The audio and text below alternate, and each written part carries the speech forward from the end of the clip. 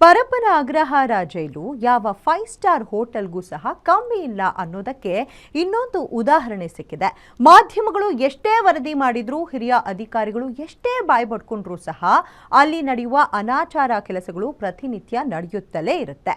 ಜೈಲು ಅಧಿಕಾರಿಗಳು ಕಣ್ಮುಚ್ಚಿ ಕುಳಿತಿದ್ದಾರಾ ಅನ್ನೋ ಅನುಮಾನ ದಟ್ಟವಾಗಿ ಕಾಡ್ತಿದೆ.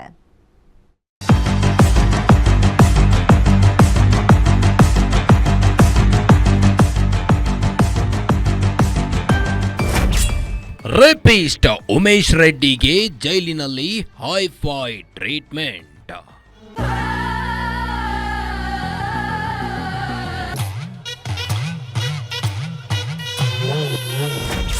ಚಿನ್ನ ಕಳ್ಳ ಸಾಗಾಣಿಕೆ ಕೇಸ್ನ ಆರೋಪಿ ಬಿಂದಾಸ್ ಲೈಫ್.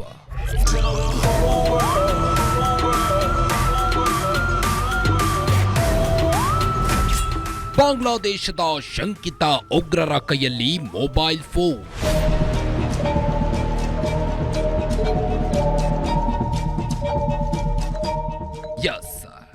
ನಟ ದರ್ಶನ್ ಜೈಲಿನಲ್ಲಿ ಒಂದು ಹಾಸಿಗೆ ದಿಂಬಿಗೂ ಸಹ ಪರದಾಡುತ್ತಿದ್ದಾರೆ. ಆದ್ರೆ ಜೈಲಿನಲ್ಲಿ ಬಿಂದಾಸ್ ಆಗಿ ಲೈಫ್ ಲೀಡ್ ಮಾಡ್ತಾ ಇದ್ದಾರೆ. ಹೌದು, ಅದರಲ್ಲಿಯೂ ಆಗಿನ ಕಾಲದ ಹೆಣ್ಣು ಮಕ್ಕಳ ನಿದ್ದೆಗೆಡಿಸಿದ್ದ ಉಮೇಶ್ ರೆಡ್ಡಿ ಇವಾಗ ಜೈಲಿನಲ್ಲಿ ಹೈಫೈ ಲೈಫ್ ಲೀಡ್ ಮಾಡ್ತಾ ಇದ್ದಾನಂತೆ. ಜೈಲಿನಲ್ಲಿ ಇವಾಗ ಉಮೇಶ್ ರೆಡ್ಡಿ ಬಿಂದಾಸ್ ಲೈಫ್ ಸ್ಟೈಲ್ ವಿಡಿಯೋಗಳು ಸಿಕ್ಕಿ ಬಿದ್ದಿದ್ದು ಎಲ್ಲಾ ಕಡೆಗಳಲ್ಲಿಯೂ ಫುಲ್ ವೈರಲ್ ಆಗುತ್ತಿವೆ. ಕೈನಲ್ಲಿ ಮೊಬೈಲ್ ರೂಮ್ನಲ್ಲಿ ಟಿವಿ ಕಣ್ಣಿಗೆ ಕಾಣಿಸಿದ ತಿಂಡಿ ತಿನಿಸುಗಳನ್ನ ಸೇವಿಸುತ್ತಾ ಆರಾಮವಾಗಿ ಲೈಫ್ನ ಎಂಜಾಯ್ ಮಾಡ್ತಿದ್ದಾನೆ.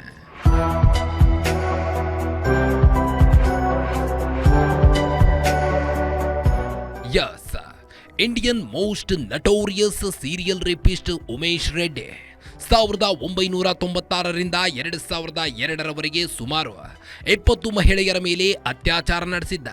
ಅದರಲ್ಲಿ 18 ಜನ ಮಹಿಳೆಯರನ್ನ ಕೊಂದಿದ್ದ.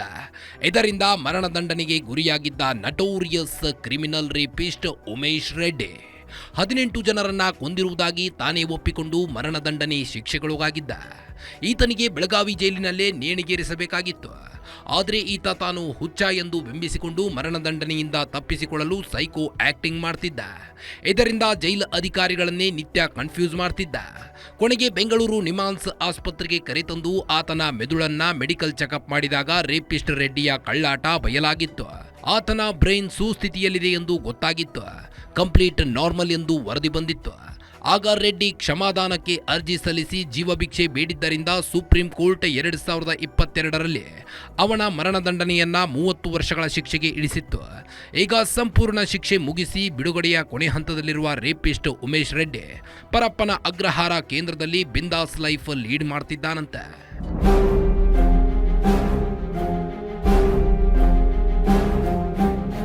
ಇನ್ನು ಇದೊಂದು ಕಡೆಯಾದ್ರೆ ಇಡೀ ದೇಶವೇ ಬೆಚ್ಚಿ ಬೀಳಿಸೋ ಸುದ್ದಿಯೊಂದಿದೆ.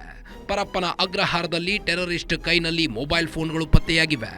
ಜೈಲಿನಲ್ಲಿ ಟೆರರಿಸ್ಟ್ಗಳಿಗೂ ಸಹ ರಾಜಾತಿಥ್ಯ ಸಿಗ್ತಾ ಇರುವುದು ಗೊತ್ತಾಗುತ್ತಿದೆ.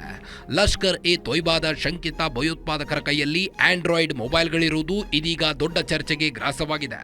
ಜೈಲಿನಲ್ಲಿ ಹೀಗೆ ಆದ್ರೆ ದೇಶದ ಭದ್ರತೆಯ ಗತಿಯೇನು? ಟೆರರಿಸ್ಟ್, ಉಗ್ರರು, ಭಯೋತ್ಪಾದಕರಿಗೆ ರಾಜ್ಯಾತಿಥ್ಯ ನೀಡಿದ್ರೆ ಎಲ್ಲಿದೆ ದೇಶದ ರಕ್ಷಣೆ?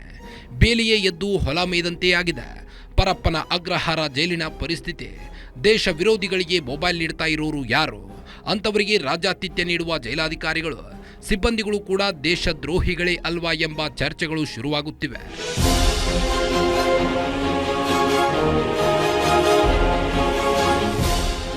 ಇನ್ನು ರಾಜ್ಯದಲ್ಲಿ ಸಾಕಷ್ಟು ಸುದ್ದಿ ಮಾಡಿದ್ದ ರಣ್ಯಾರಾವ್ ವಿಚಾರ ಎಲ್ಲರಿಗೂ ಸಹ ಗೊತ್ತಿರುವುದೇ. ಆದರೆ ಸದ್ಯ ರಣ್ಯಾರಾವ್ಳ ಪ್ರಿಯಕರ ಜೈಲಿನಲ್ಲಿದ್ದಾನೆ. ನಟ ಕಮ್ ಬಿಸ್ನೆಸ್ ಮ್ಯಾನ್ ಜೈಲಿನಲ್ಲಿ ಬಿಂದಾಸ್ ಲೈಫ್ ಲೀಡ್ ಮಾಡ್ತಿದ್ದಾನೆ. 2023ರಿಂದ ಮಾರ್ಚ್ 25ರ ನಡುವೆ ರಣ್ಯಾರಾವ್ 52 ಬಾರಿ ದುಬೈಗೆ ಹೋಗಿ ಬಂದಿದ್ದಳು ಎಂದು ವರದಿಯಾಗಿತ್ತು. ಈ ಪ್ರಕರಣದಲ್ಲಿ DRI ಮತ್ತು ED ಎಂಟ್ರಿ ಕೊಟ್ಟು ತನಿಖೆ ಮಾಡಿತ್ತು. ತೆಲುಗು ಸಿನಿಮಾ ನಟ ಸಹ ಆಗಿರುವ ತರುಣ್ ರಣ್ಯಾಳಿಗೆ ಸಹಾಯ ಮಾಡಿದ ವಿಚಾರ ತನಿಖೆಯಿಂದ ಹೊರಬಿದ್ದಿತ್ತು. ತನಿಖೆ ನಡೆಸಿ ಕಸ್ಟಡಿಗೆ ಪಡೆದು ನಂತರ ತರುಣ್ನನ್ನ ಪೊಲೀಸರು ಜೈಲಿಗೆ ಕಳುಹಿಸಿದ್ರು. ಇದೀಗ ಜೈಲಿನಲ್ಲಿ ತರುಣ್ ಬಿಂದಾಸ್ ಲೈಫ್ ಸ್ಟೈಲ್ನ ವಿಡಿಯೋ ವೈರಲ್ ಆಗಿದೆ. ಕೈನಲ್ಲಿ ಮೊಬೈಲ್ ಜೊತೆಗೆ ತನ್ನ ಸೆಲ್ನಲ್ಲಿ ಟಿವಿ ನೋಡಿಕೊಂಡು ಆರಾಮವಾಗಿದ್ದಾನೆ. ಜೈಲಾಧಿಕಾರಿಗಳಿಗೆ ಗೊತ್ತೇ ಇಲ್ಲದೆ ಇದೆಲ್ಲ ನಡೆಯಲು ಸಾಧ್ಯವಾ? ಅದೇನೇ ಇದ್ರೂ ಸಹ ಕಾನೂನನ್ನೋದನ್ನೇ ಇದೀಗ ಜೈಲಾಧಿಕಾರಿಗಳು ಲೆಕ್ಕಕ್ಕೆ ಇಟ್ಟುಕೊಂಡಿಲ್ಲ. ನಾವು ಹಣ ಮಾಡಿದರೆ ಸಾಕು ಅಂತ ಆರಾಮವಾಗಿ ಜೀವನ ಮಾಡ್ತಾ ಇರೋದಂತೂ ಸತ್ಯ. ಆನೇಕಲ್ನಿಂದ ಅಂಬರೀಶ್ ಜೊತೆ Ajay Kumar, crime bureau, guarantee news.